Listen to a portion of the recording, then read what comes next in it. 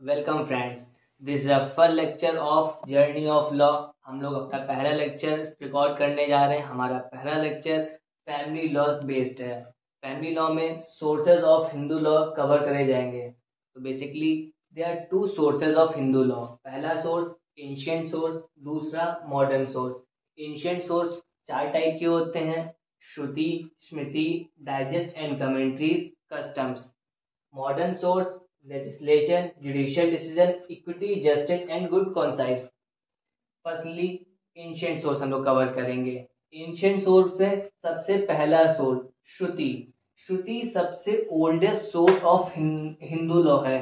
Shruti Shruti means to hear. Shruti का word क्या मतलब होता है? Shruti means to hear, one of the oldest source.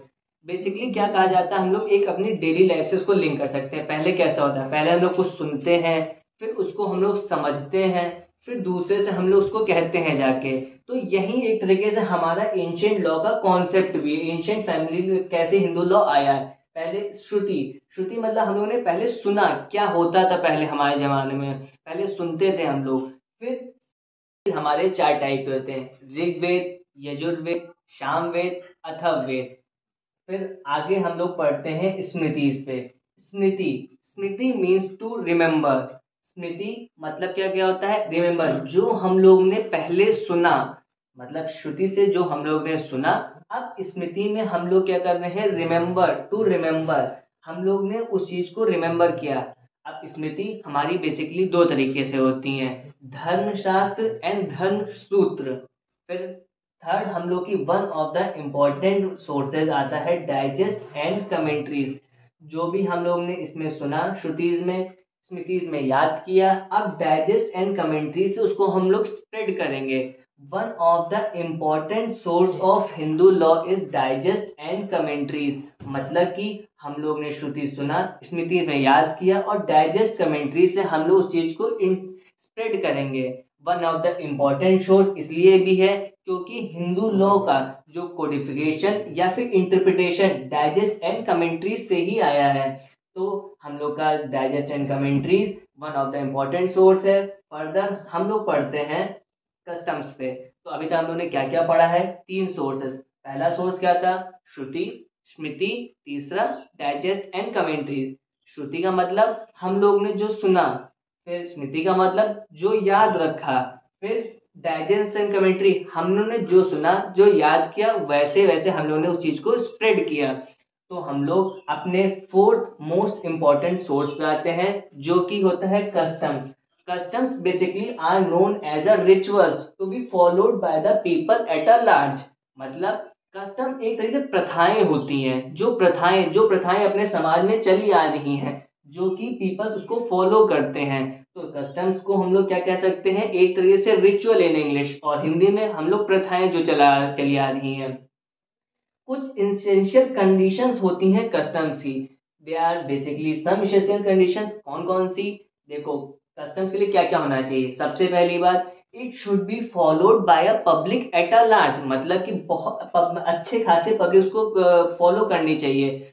दूसरा हम लोग का इंपॉर्टेंट क्या होता है? It should be starting from a long, मतलब कि बहुत लंबे समय से फॉलो की जा रही हो। सेकेंड इंपॉर्टेंट सोर्स क्या, थर्ड इसका एसेंशियल कंडीशन क्या होता है?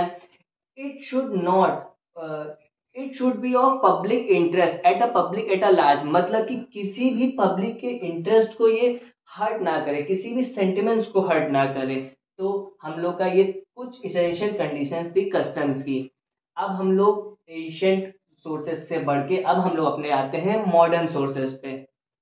अब हम लोग अपने नेक्स्ट मोस्ट इंपॉर्टेंट सोर्स पे आज पढ़ते हैं modern sources of Hindu law. Modern sources basically तीन टाइप के होते हैं: legislation, judicial decision and justice, equity and good conscience. First आते हैं लेजिस्लेशन। लेजिस्लेशन मतलब होता है the law which are enacted by the parliament.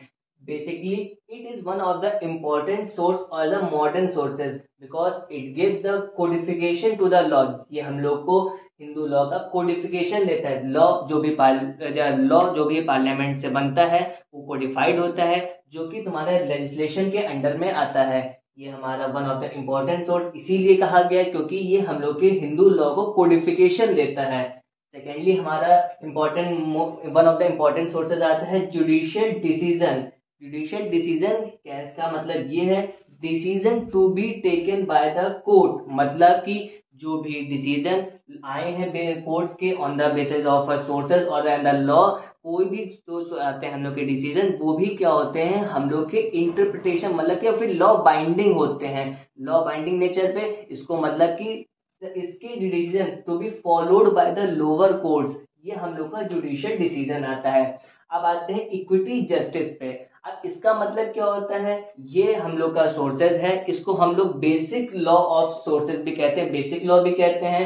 इसका मतलब ये भी एक तरीके से होता है। इसका बेसिकली यूज कब होता है, जब there is a conflict between the two sources, जैसे कि दो सोर्सेज में, जैसे आप यहाँ पे स्मृति और डाइजेशन कमेंट्री पे कॉन्फ्लिक्ट हुई, तब court justice, equity and good conscience का यूज करती है कि यहाँ पे कौन सा प्रिवेल करेगी, looking upon the justice, equality, मतलब कि क्या क्या अपने उसके सोसाइटी के लिए फेवरेबल है।